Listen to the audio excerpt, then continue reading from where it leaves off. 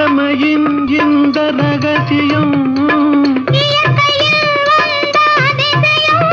இதை வாழ்ந்து பார்த்தவராயிரம்